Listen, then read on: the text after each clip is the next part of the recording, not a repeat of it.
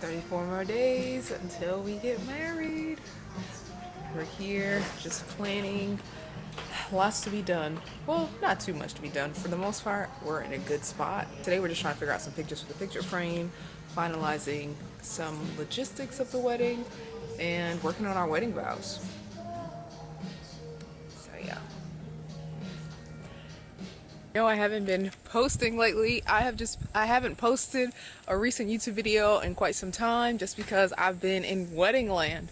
And when I'm not in wedding land, I am working, I'm working out. What else am I doing? Yeah, just really trying to prepare for this wedding, which is it's coming up so fast. Literally 34 days. It's in October. Like the summertime flew by. But yeah, it's just interesting how the vision for our wedding has evolved, right? Because in the beginning, when he proposed, we were thinking about the wedding. We were just like, maybe let's just do something small, immediate family. Just have maybe like 10 to 12 of us there. Rent out an Airbnb, hire a private chef, and yeah, maybe let's just keep it small. But as we started doing more research, we found out that, okay, we can't really just have an Airbnb. As we started doing, is this 30? I think so. But as we started doing more research, we found out that certain Airbnbs had restrictions. So you can't just say it's just going to be the two of us staying in an Airbnb and then invite a bunch of people over.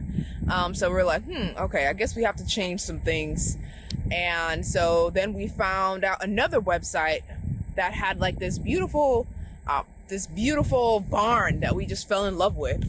And it was a little bit out of our price range, but then once we went to go visit it, we fell in love. And that is really where we're going to have our reception. And we're having our ceremony somewhere else. And I'm not going to give too many details until we actually get married. Then I'll share some more behind the scenes. But it's just interesting how the wedding did evolve over time. And just being flexible. Especially during this time of COVID, we had to be flexible because we're kind of living in different times. It's not really ordinary times. Obviously I would have loved to have, a larger wedding. But I do like keeping it small and having an intimate feel. So it's not going to be 10 to 12 people. We're actually having up to 60 people max. Right now we're at 58 people. And that still is very has an intimate vibe to it. So that I'm excited about that. And especially cost wise, can't forget about the cost, because me and Jordan are mostly paying for this wedding ourselves. My mom was nice to, donate some money towards our cause, but the majority, 95% of the wedding, we are paying for. So we had to make sure that in our budget every month when we're sitting down, we had to work backwards. So if we're saying, okay, our wedding is going to cost, for example, if we said our wedding is going to cost between $20,000 to $25,000, we have to make sure that we're planning for that in advance. So how much money do we have to start putting aside each month to make sure that we're able to afford this wedding? Because we really do want to have a debt-free wedding. Because, we just don't really want to carry debt. Right now, we're both debt-free, so it's important for us to, make sure that we are saving a good amount so that we don't have to pile up debt and enter our new life with a bunch of debt. So that's the wedding details. We are going to go on our honeymoon like that. So we're getting married on a Friday, and then that Monday we're going to go on our honeymoon. And we decided to stay local. Because so much happening in the world, and also to keep the cost down right now, since we're already paying cash for the wedding. We wanted to not make sure that we weren't spending too much money on our honeymoon, even though it's going to be a nice honeymoon.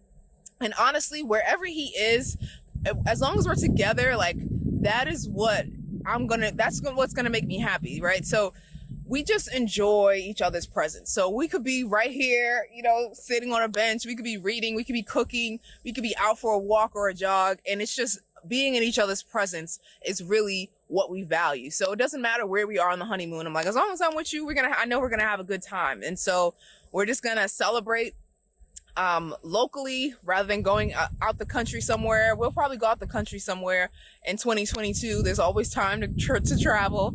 But yeah, I'm just really excited for this new chapter and this new journey in my life that we are embarking on together. I'm gonna be somebody's wife. I'm gonna be, and I'm just excited. I'm just looking forward to it, counting down the days. And yeah, that's just a little bit of update about where I've been in my life. If you've been wondering, like, where's Candice been? She hasn't been posting any videos. That is where I have been. I've been in wedding land. And yeah, just trying to prepare for this new season of my life. I pray that you too have been well, because of course I want you to make sure that you're prospering in all areas of your life. And I hope that you are choosing happiness. I know there's a lot going on in the world. Every day there's a lot happening, and it's easy for our thoughts to get consumed with, with what's happening in the world. But I'm reading this great book called The Untethered Soul, and it talks a lot about our inner world and our inner thoughts and how we are not our thoughts. So if you're going through a tough time right now, you're having a hard time choosing joy, choosing happiness because of whatever is going on in your life, right? You have to remember that the real problems, this is what I learned from the book, the real cause of problems is not life itself. It's the commotion and the internal chatter that the mind is making about life. So you are playing a role in your unhappiness, right? If you're sitting here right now, somebody pissed you off, somebody bumped into you, somebody cut you off, somebody did something, and now you're just in your thoughts thinking about it. That is you. And you have the power to release and let that thought go and move on with your life. Choose happiness, right? We're only on this planet for a limited amount of time. So we want to make sure that we're enjoying the time that we are here and not being miserable, right? We shouldn't want to be miserable. You were not put on this earth to be miserable. So I want you to just make sure you're choosing joy and choosing happiness, because it is a choice. But we're about to probably go get some lunch and some drinks. But yeah, until next time, I will talk to you later. I like I said, I pray that you continue to prosper in all things. Until next time, I will see you later. Bye.